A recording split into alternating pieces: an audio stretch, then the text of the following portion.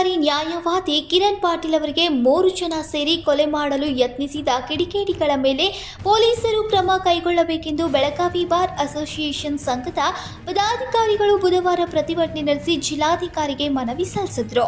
ಈ ಸಂದರ್ಭದಲ್ಲಿ ಮಾತನಾಡಿದ ಬಾರ್ ಅಸೋಸಿಯೇಷನ್ ಸಂಘದ ಅಧ್ಯಕ್ಷ ಎಸ್ ಕ್ಯೂಡಸನ್ನವರ್, ಸರ್ಕಾರಿ ನ್ಯಾಯವಾದಿ ಕಿರಣ್ ಪಾಟೀಲ್ ಅವರು ಮನೆಯ ಮುಂದೆ ನಿಂತಾಗ ಕೆಲ ಕಿಡಿಗೇಡಿಗಳು ಅವರ ಮೇಲೆ ಹಲ್ಲೆ ಮಾಡಿ ಕೊಲೆ ಮಾಡಲು ಯತ್ನಿಸಿದ್ದಾರೆ. ಇದು ಖಂಡನೀಯ ಎಂದರು. ಬೆಳಗಾವಿ ವಕೀಲ ಸಂಘದ ವತಿಯಿಂದ ಇವತ್ತಿನ ದಿವಸ ಮಾನ್ಯ ಮುಖ್ಯಮಂತ್ರಿಗಳಿಗೆ ಹಾಗೂ ಗೃಹ ಸಚಿವರಿಗೆ ಮೊನ್ನೆ ದಿನಾಂಕ 22/5/2024ರಂದು ಸಾಯಂಕಾಲ ತಮ್ಮ ಮನೆ ಮುಂದೆ ಗಾಡಿ ತೆರಕೊಂಡು ನಿಂತಾಗ 3 ಜನ ಸರ್ಕಾರ ವಕೀಲರಂಥ ಕಿರಣ್ ಪಾಟೀಲ್ರನ್ನ ಕೊಲೆ ಮಾಡೋಕ್ಕೆ ಪ್ರಯತ್ನ ಮಾಡಿದರು.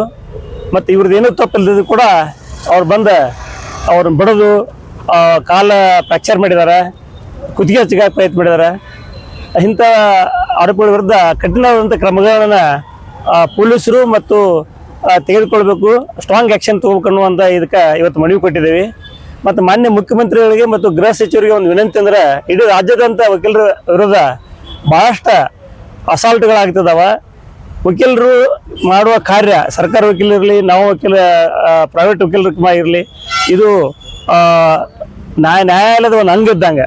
ನ್ಯಾಯಾಲಯಕ್ಕೇ ಇದು ಒಂದು ಅಪಚಾರ ಮಾಡ್ಯಾಗತ್ತ. ಯಾವುದೇ ತಪ್ಪಿಲ್ದಾಗ ವಕೀಲರು ತಮ್ಮ ಕರ್ತವ್ಯ ನಿರ್ವಹಿಸ್ತಿರ್ತಾರೆ. ಅಂಥವ್ರನ್ನ ನಾವು ವಕೀಲರಂತ ಹೇಳಬೇಕು ಕೂಡ ಬೆಳೀತಾರಲ್ಲ, ಅದು ಇಂಥ ಘಟನೆ ನಾವು ಗೌರವವಾಗಿ ಖಂಡನೆ ಮಾಡ್ತಿದ್ದೀವಿ.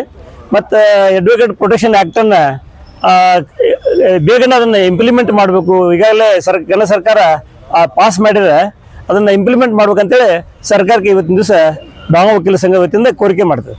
ಸಂಕಲ್ಪ ಶಿಂದೆ, ಕನ್ನಡಮ ನ್ಯೂಸ್ ನೆಟ್ವರ್ಕ್, ಬೆಳಗಾವಿ.